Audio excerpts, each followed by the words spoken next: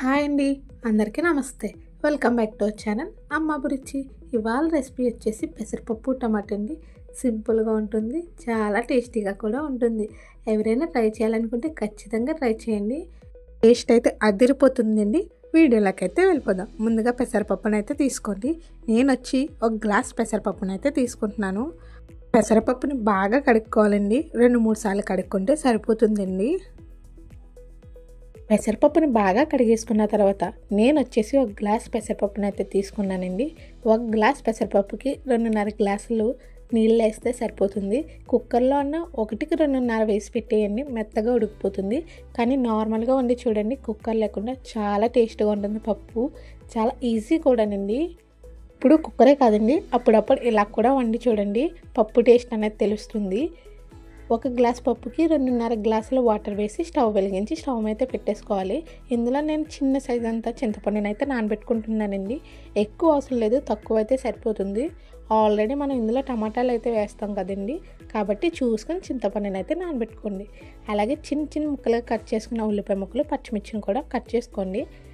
3 లేదా 4 టమాటాలను కూడా బాగా చిన్న ముక్కలుగా కట్ చేసుకొని పక్కన పెట్టుకోవాలి. ఇందులోకి పోపులను అయితే తీసుకోండి.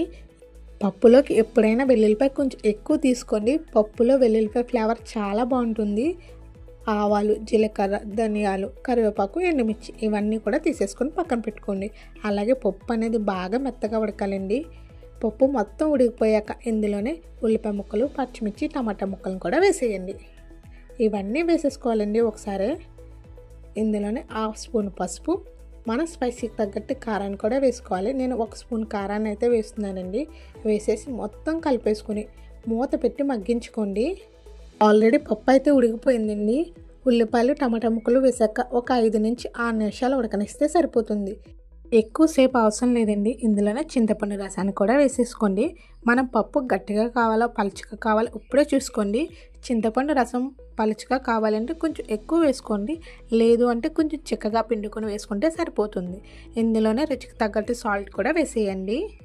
పప్పు బాగా గట్టిగా ఉండకూడదండి, అలానే పలుచగా ఉన్నా బాగోదు. మీడియంలో వీడియోలో చూపించినట్టు ఉంటే సరిపోతుందండి.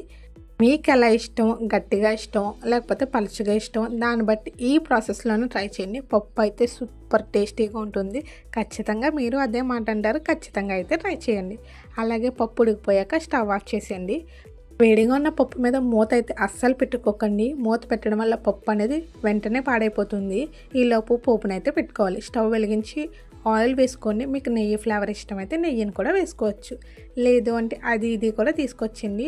అందులో వెల్లుల్లిపాయలను అయితే వేసేయాలి. పప్పులో ఎప్పుడైనా సరే కొంచెం వెల్లుల్లిపాయలు ఎక్కువ ఉండేలా చూసుకోండి.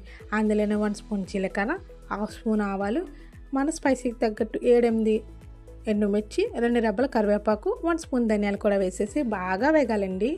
పువ్వులు అనేవి మాడకుండా వేపుకుంటే సరిపోతుంది. మీరు కనుక ఫస్ట్ టైం నా ఛానల్ చూస్తుంటే కనుక వీడియో నచ్చితే లైక్ చేయండి.